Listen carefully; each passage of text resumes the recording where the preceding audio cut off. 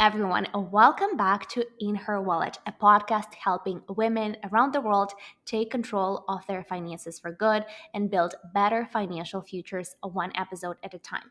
My name is Sophia. I'm your host, the founder of all things In Her Wallet, and also an accredited investment representative here in Canada. Today, we are celebrating International Women's Day, my favorite holiday since childhood, just because it's all about celebrating women, who we are, the different roles we take throughout our lives, and also empowering one another. And to celebrate this wonderful holiday, we have a special episode airing today, part of the new series where I chat with female founders who have big ideas and are making them happen by turning them into thriving businesses. And our guest today is Kristine Locker. She's the founder of Locker, her namesake company.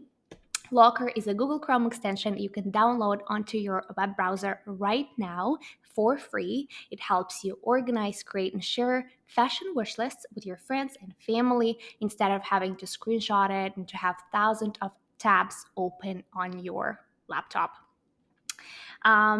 After 2 years as a real estate analyst at Goldman Sachs, Kristine launched the platform in 2020 without having any tech background. And last year, she also raised over $1 million for her startup. To say that I'm excited to have this conversation with Kristine is to say nothing. Kristine, thank you so much for being with us today and welcome to In Her Wallet. Thank you so much for having me. Kristine, before we dive in, let's do a little icebreaker. Tell me what's your go-to coffee order? Okay, so I haven't had caffeine in about 2 years. So every morning I have the same coffee order. It's decaf espresso with ice and coconut milk. And I also saw actually on your story that you added something new to your morning drink today. I did today. I had seen this on TikTok. It's people using the Four Sigmatic focus powder. And so I tried it in my coffee today. And it's supposed to give you energy, like natural energy through the mushrooms. Yeah. And so far, so good. But you Oh, never know with that stuff. I'll be very interested to follow up with you after you use it for some time to see how it works. Yeah. I usually I put like collagen powder in my coffee every day to like help nail and hair growth. So who knows if that works either, but I like can't that. taste it. I should have a separate question on what your wellness kind of must-haves are. But you just shared two with us. Okay, my next question is, what's your favorite movie that you can rewatch again and again? Oh man. So I'm not a big movie girl, but I do watch TV shows just to have them on in the background if I'm working late at night. And mine recently has been Gossip Girl.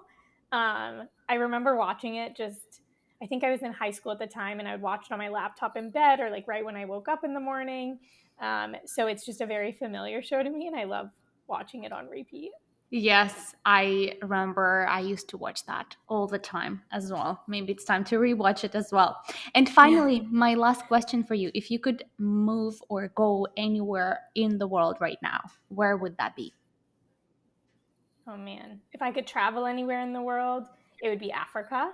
I've always wanted to go to Africa and see something completely different from the world that I experience here. So it would probably be like a safari in Africa as well as visiting the villages and just completely immersing myself with the culture and the people. I like that. My friends are actually going to Africa in March. I'm very excited for them and hope that you and me I've can heard also it's so turn that. beautiful. Yeah, Yeah. I would love to experience that too. Okay, Kristine, first off, can you tell us a little bit more about yourself, where you're from, and what has been your professional career path before starting Locker? Yeah, sure. So I grew up in Los Angeles in a smaller town it's right near Pasadena called La Cañada. I am one of two daughters, so I'm the youngest. I have a sister. My dad is in real estate, which is kind of how I got into the career journey that I got into. I went to college at SMU, graduated in 2015 with a degree in real estate finance. And right from there, I went to work at Goldman in their real estate arm, and I was on the debt and structured finance team. So very much integrated in all things real estate acquisitions as well as the financing side. did that for 2 years. And then I wanted to move back to Los Angeles because SMU is in Dallas. And then the job I took at Goldman was also in Dallas. So I wanted to be near my family, very close to my family. And my dad had always kind of wanted one of his daughters to work with him and kind of take over the family business. So I was like, this is perfect. I went into real estate. I'll go work with my dad. So started working with him as a commercial real estate broker. Continue to progress my career in real estate as well. I got my CCIM designation, which is like one of the higher regarded designations in the industry. And after having that for about, I think, 6 months, I made the decision that I no longer wanted to be in real estate and I wanted to follow my passions and start my own company. Um, so, like you said in your intro, I had no prior startup experience, no experience in marketing, sales, technology. And so, going into starting Locker, I was truly building it from the perspective of the user. And that's kind of my gift as the founder, is that none of it comes from, okay, we need to be tracking on these numbers or we need to be meeting um, these certain, whatever the metrics are. I very much so am focused on what do I experience as a user and how can I build to solve for I people love like it. me. Yeah, and you're building it literally for a girl like yourself, a girl like me. You know what the user needs, and I think that's the best perspective to come from as the founder. So, how was the idea for Locker born? Was it while you were at Goldman or before? How did you see that problem and were like, okay, this is what I'm gonna do? Yeah, so I've always been a very big shopper. I love fashion and clothing.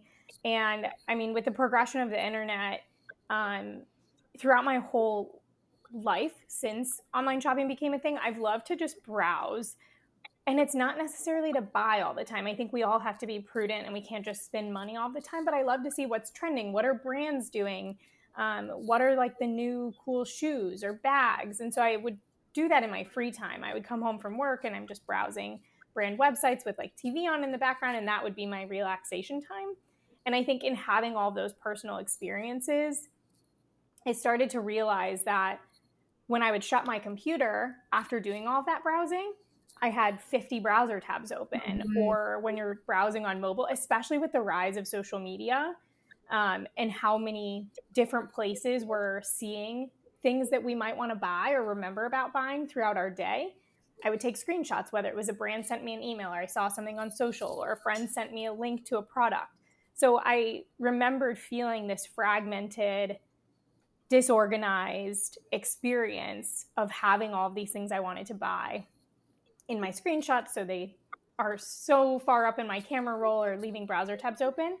And that was when I decided, is there something out there that can fix this for me? And if not, can I be the one to go build it? So I ultimately decided there wasn't the right solution for the consumer, and I decided to try and build it myself. I love it. And when you just said, usually how I relax is I would go and shop and browse what things are out there, what's trending. That's literally what I did last night before bed on my phone, though. So I do want to say that Locker has an app launching very soon. Kristine, is there a date or is that kind of a secret?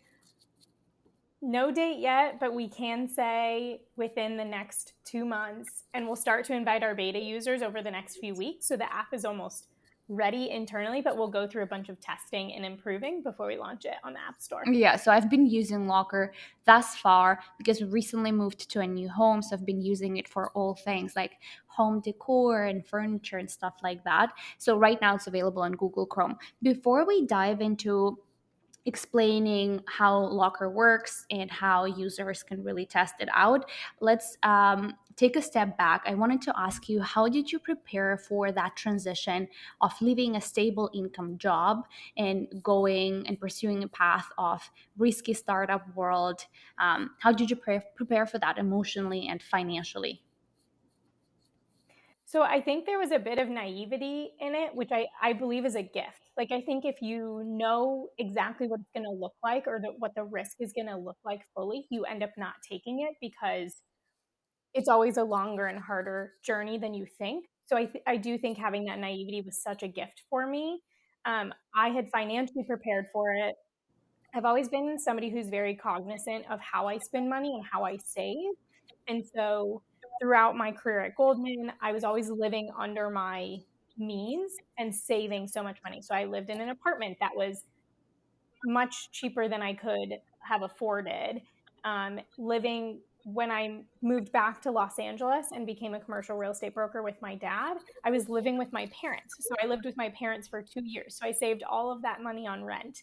So I felt that when I made the decision to leave that stable income, and I will say, commercial real estate isn't the most stable income because it was all commission based. So for the 3 years before starting Locker, I actually wasn't on a salary. But it was obviously much more income than I've made in the last 3 years. So I had put myself in a position where I felt like I had saved enough money that I could live and try and test to build this product. And when I set out, I also told myself I won't go below this amount of money in my savings account to continue to chase the dream so that I can continue to live. So I had set boundaries for myself financially as well and said put all of your heart, all of your money into it, but give yourself this cushion so that you can still live. And if the idea is going to work, great. And if it's not, you go and you rebuild from there. I can relate so well to everything you just said. That's literally what I'm doing right now. So, for anyone out there listening who might find themselves in similar shoes, it's a path that's been taken before. It's it's not a life or death situation. If you run out of money, there are so many ways you can go back and start a full-time job again, or find a part-time job while you're building a startup.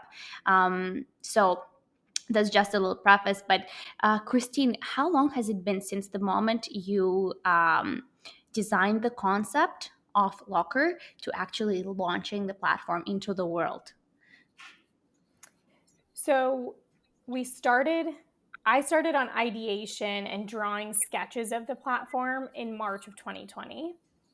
And our first version of the platform launched in October of 2020.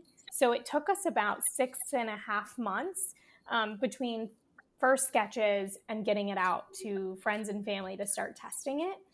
And yeah, I think just 6 months.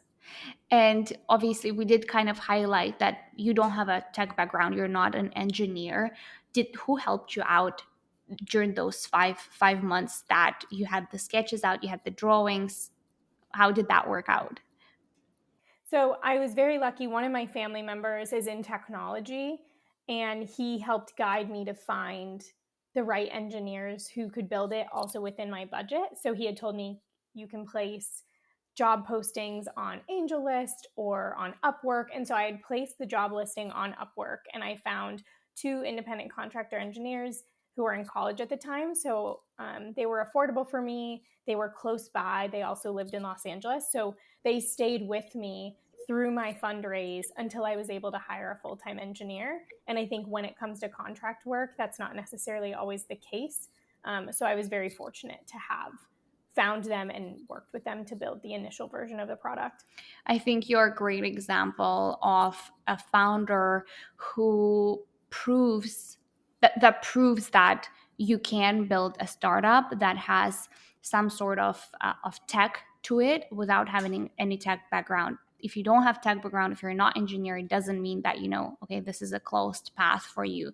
Do you have any kind of advice to women who might have an idea but are scared to pursue it because they don't really know how to put it or create it themselves? Yeah. I think there are so many resources out there that want to help young entrepreneurs bring their ideas to fruition. I also think all of us who have been there before, you can find us on LinkedIn and send us a message and say, I have this idea. I would love to talk about it with you. I've taken multiple phone calls like that where I may not have all of the answers, but I'm so willing to talk through their idea and offer them any guidance, help them not make the same mistakes I did. So there's definitely people who will talk to you and be your mentors. And then there are resources like Y Combinator has this program called Startup School, and you become a part of a cohort. I believe it's an 8-week program, and you can watch their videos. It talks about everything under the moon of The founder startup world. Yeah. related. Yes, everything. And then you're a part of this cohort, so you can join these sessions and you can talk through your idea with other people who are aspiring entrepreneurs. So there is definitely no world in which if you don't have the background, you can't start a company. I mean, especially if you look at the founder of Canva, she had no background in anything marketing, engineering, sales, and has created a multi-billion-dollar company. An So amazing company. it is so possible and inspiring. Yes, I believe that Locker will become a household name one day, same way as Canva is. Kristine, so let's talk about how Locker works. Okay, let's do it. So it's a Chrome extension and it plugs into any brand website you want to visit. So if you were browsing Madewell and Nike and Nude Sticks, any brand website you can think of, if you see a product that you want to save and you're not ready to buy it right now, the Chrome extension will pop down on the brand website. You can select the image you want to save and then you can organize it into collections. So if you were making a beauty collection, you could put it in beauty. Or if you're shopping for spring break or you're making a holiday wish list, you can make it a giftable collection, which functions kind of like a registry. And then when you click save, the product goes into your profile on Locker. So you can visit wantlocker.com. Once you have your profile set up, you'll see all of your saves and all of your collections organized in your profile. So then when you're ready to buy that product, you simply click on it and you're taken back to the brand website. So it makes it so easy. You no longer have to leave those browser tabs open to try and remember about things that you saw. And then there's a social aspect to the platform that's really exciting and fun.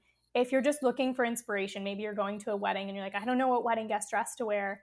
You can go in, you can search for other collections that are wedding guest dresses and find inspiration. And then it can help you initially choose, okay, what brand do I want to shop for? Or what style am I looking for? So it's really a place to kind of visualize your style while also being a utility tool that helps you stay organized. I think that's the next thing I'll be doing on Locker. Finding we've been invited to a few weddings this upcoming summer, so I need to know what to wear. So that's the next thing I'll be doing on Locker.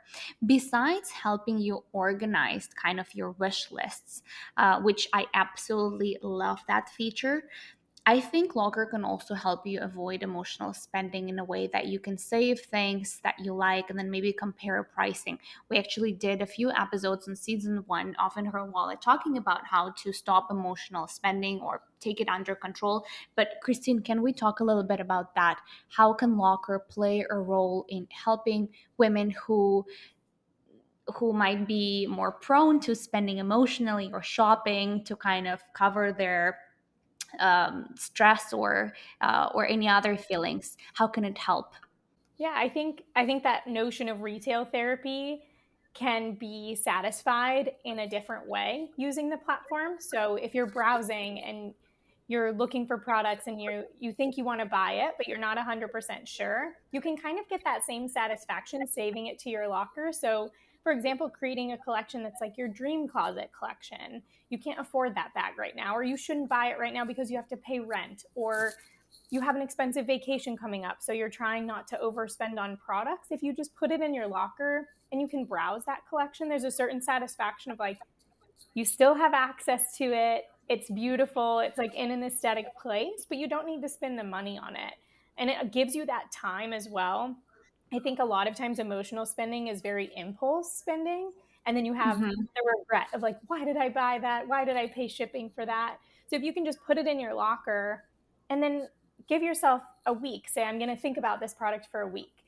But if by the end of that week you decide, okay, I want it, you've justified it to yourself. You gave yourself the space and the time to think about it, then you can go and buy it. But always just being thoughtful about like, does this make sense for my finances? Can I afford this right now? Should I be buying it right now? And if the answer is no, put it in your locker, give yourself time and space to think about it.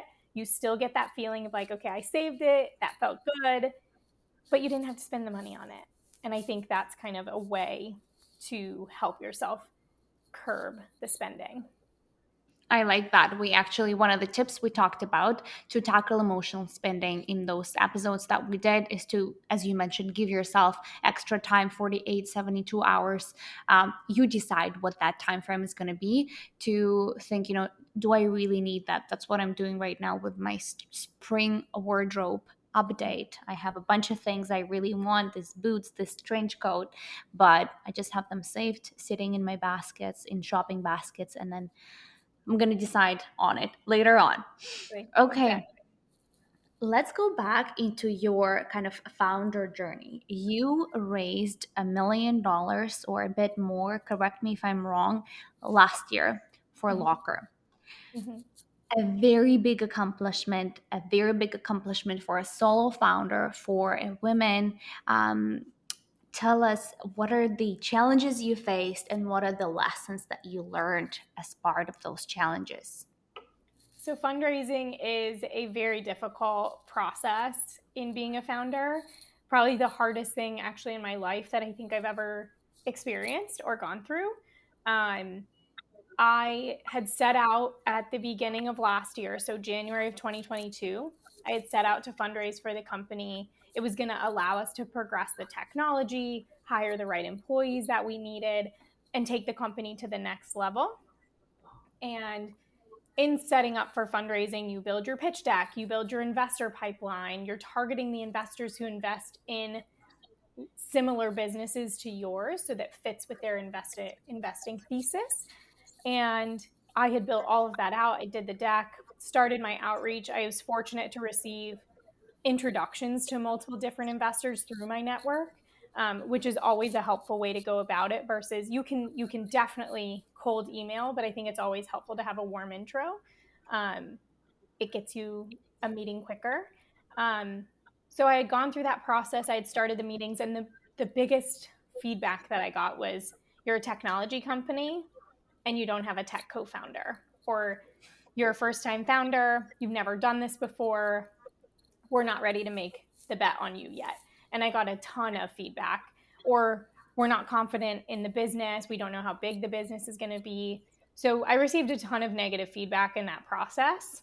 And there was actually a user of the platform who reached out to me who said, "Are you fundraising?" And I had said, "Yes, I am." And she had wanted to have a conversation. And like I said earlier, to the notion of, if anybody reaches out to me and wants to talk, I'll take a conversation with anybody. Like, I want to be helpful. Um, so I had agreed to have a conversation with her and was thinking she would just ask me questions about the fundraising process. And through the call, she had wanted to go through the deck. And I was thinking, again, she wants to go through the deck to just learn, what does a deck look like? What is the fundraising process like? And I think we made it like halfway through the call, and she had said, "I want to invest in Locker." Wow. And I was thinking, okay, maybe $20,000. Um, I, I thought it would be a small number. And so I asked her, I said, "How much are you thinking about putting into the company?" And she said $1 million. And so I raised the $1 million from a user of the Locker platform, one single investor. And so many people that I've talked to after have just, their jaw has dropped because they're like, "That doesn't happen to people. You don't raise from a user of the platform." She wasn't, um, she's not like, this was her first startup investment. She wasn't an angel investor before in other startups. So being her first investment in the space, it was just such an incredible experience. So we raised that money, decided to stop fundraising so we could put our head down, use that money to get us to the next step. I was able to hire my first full-time employee. I And have now goosebumps as you're telling this story. truly, it was the greatest gift, the best thing that could have ever happened for the company. And now we're at the stage where we're going out to raise again. So we're looking to raise our seed round now. That was our pre-seed round. And just put us in such an incredible position. We've gotten so far with being able to raise her money. So it was a blessing.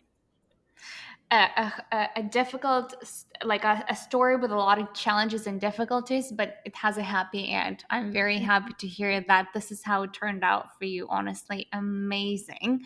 And I mean, you probably knew and expected that the process, as you mentioned, it was one of the most difficult things you've done in your life. You knew kind of, obviously it's not going to be easy, but what are some of the things, or maybe one thing that you weren't expecting that was hard and it taught you something new? I think I wasn't expecting, I think they talk about all the time that female founders are underserved as founders. And I think I've never been someone who's felt that I've been treated differently because I'm a woman, because of I don't I don't typically let people treat me differently because I'm a woman. I believe that I'm smart. I believe that I deserve a spot at the table. And so I think going into fundraising, I felt confident that just because I was a woman, it wouldn't change my fundraising journey. And I think I quickly learned that that's not the case, and that I was looked at differently because I was a woman, and that you go into these meetings and you're a woman solving a problem where 95% of our users are women. Our platform is majorly built for women. And you're having a conversation with male VCs and they don't see it that way. Like maybe they're taking your deck home to their wife saying, honey, do you experience this when you shop online? And maybe she's not listening and she says like, nah, not really. Like, or maybe she says like, yes, I do. But like ultimately they don't see the vision. And Mm-hmm. so they're like, we don't really believe in this product, or we don't believe it's really necessary. And so you just get like cut off immediately in the process. And I felt like that was such a hard lesson for me to learn because I truly was hoping that it was going to be different. Very discouraging. I agree with you. And as I'm building an e-learning platform on Money Matters for women as well, oftentimes I've been a part of two accelerators where oftentimes the people who come to demo days, they are male investors, as you mentioned, and you're talking about a problem that women have. So it helps you, or almost makes you develop that skill of being able to talk about the problem you're solving and the solution that you're creating to someone who might not be interested. And that's a challenge, a very interesting challenge for yourself as the founder as well. You did mention in your previous answer when we were talking about the challenges of fundraising and how you did it, that you're a solo founder. Tell me, now that you've raised money, Locker is gaining traction, have you have a few employees, or I'm not sure how many, but you have a team. So have you nailed the game of being a solo founder, of wearing many hats at the same time? What are your tips and tricks there? I've definitely mastered being a solo founder. Um, I think there are so many pros and cons to it, but ultimately, it is the ability to schedule your day in a way that serves how you function best. So I schedule my morning with my most intense focus needing meetings where I can give my best effort. That's where I do my hardest work. Then my afternoons I keep for maybe more creative things, or the design hat that I need, or the content hat that I need to wear. And so my that's how I'm able to wear multiple hats in a day. I think the other thing is when you go into it being a solo founder, you just know that you're going to have to teach yourself so many things, whether it's in a day, in a week, in a month. And you have to, one, be super hungry to learn all the time. I love learning. I am a forever student. And you have to be really humble. Admitting that you don't know, admitting that you need someone's help is the first step. I need help all the time, every single day. I'm like, somebody an expert at this who can guide me better than I can do it myself. Um, and so I think if you're open to learning and you're willing to ask for help, you can truly do anything. Kristine, do you have any resources that you might want to share that help you, that keep you stay organized, motivated? So I would say this isn't a resource, but this is something that I am just very religious on, is having a morning routine. So I get up at the same time every day. I make sure that I exercise every single day before I get to my desk, because once I'm at my desk, it's very hard for me to get up. So Mhm. keeping the time for you that you need is sacred so that you can be the best person when it comes to doing your job. Um, and then for like organization and actually like a tactical skill, I'm a list maker. So everything I do, I write down. But then I also use a platform called Notion, where now that I have a team and it's not just me internally, that was an adjustment I actually had to make when hiring a team, is that everything I had done before was just a list on my desk. And now when you have employees, you have to make sure everybody is communicating together and knows what the other one is doing.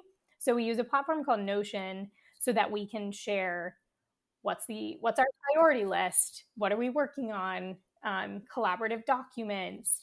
Um, so making sure you're as communicative as possible makes everything flow so much better. I love Notion as well, and I am a big believer in the morning routine. So I'm totally with you on the same page on that. Actually, my favorite book is The 5 a.m. Club by Robin Sharma. I'm not sure if you've read it before, I haven't. but I'm going to have to read that. I'm a it's, big reader, so I will pick that one up. yes, The 5 a.m. Club. And then another one by the same author. Robin Sharma is also The Monk Who Sold His Ferrari. You might have heard of that one. No, I'm But going to those are read two both of of my these. favorite. Yes, I love them. I love them. Okay, as we wrap up our conversation, can we discuss a little bit what's next for Locker for 2023 and how can In Her Wallet community use Locker and become the fans of it? I think the most exciting thing coming up is the mobile app. It's been our number one requested, I guess it's not really a feature, but additional channel as a part of our platform by all of our users. So I can't wait for that, and it's coming so soon. And then we're also launching a feature called Collages, which is a way for when you're browsing on Locker or saving products to your Locker, but you want to see them together, like you were talking about using Locker for your home. You can put like your bed frame and a bedside table and a lamp and all of those and be able to see them together. So you can do the same thing with fashion. So you'd be able to put like boots with a pair of jeans and a sweater and a bracelet or sunglasses. So that's a new feature we have coming out actually before the mobile app. So those are two new really exciting things. And then obviously I mentioned we're doing going to be fundraising. We just opened our seed round, and I think from there, after closing that round, we'll be hiring more employees, really digging into some additional features on the platform that will expand how amazing it functions, like trying to integrate more personalization. Like you mentioned, wanting to maybe see prices on there. So lots of exciting things to come for 2023. I am so excited, so excited. I can't wait to see everything happen for you and for Locker. Kristine, I wrap up every conversation with a guest speaker with two questions. And the first one is, what does financial freedom mean to you? It's a great question. I am someone who has always loved to have money so that I can give it to other people. And I think that's really for me would be what financial freedom would look like. Is it if I'm at the grocery store and I see someone who maybe can't afford their groceries, like can I buy their groceries for them? Or being able to help my family in any way, support their life, being able to provide a life to my children that is still humble but gifted. Um, I think that would be financial freedom to me. It's not having multiple houses in multiple areas. It's can you treat the people around you who don't have as much as you and give them a better life? Like that would be my dream. You're actually the first person to give me that type of answer. And again, you got me with goosebumps. Oh. Um, what do you think? What's your advice to women who want to achieve financial freedom?